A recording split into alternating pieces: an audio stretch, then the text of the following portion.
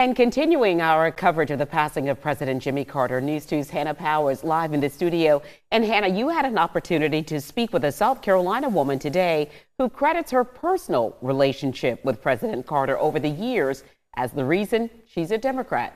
Good evening, Hannah.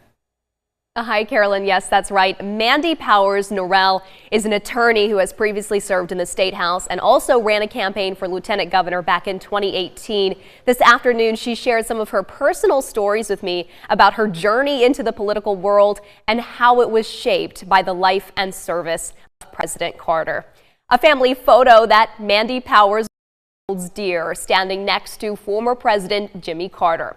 Mandy recalls that when she was just 7 years old, she wrote to President Carter for the first time, asking him to bring his campaign to Lancaster, South Carolina, and even offering him a place to stay in her family's home. At 10, she recalls reading Rosalind's biography, the former First Lady and beloved wife of the president.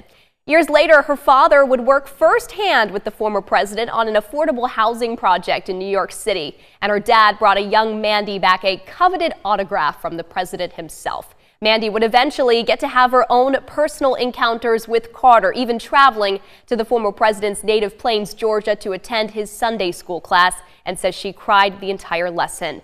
Mandy's sentiments are indicative of how the former president is being remembered around the world today. As a humanitarian who valued his faith and family and led with kindness, Mandy credits his humility, eagerness to serve, and no-frills approach to life as something she hopes a younger generation continues to celebrate.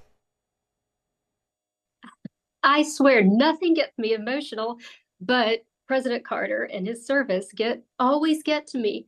And I think it's because of the authenticity that he had and the just the goodness of service. You know, there are a lot of people who I've encountered in politics who, you know, they talk a really good game, but you find out, you know, the real what their baseline is maybe when they're out of politics or when they're really challenged.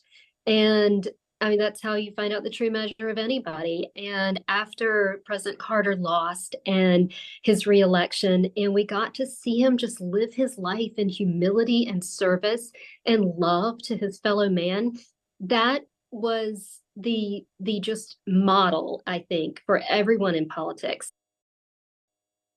And Mandy shared with me that President Carter is the reason why she went on to have the career in public service at the State House that she did, and says she will miss his presence on this earth. Back to you guys.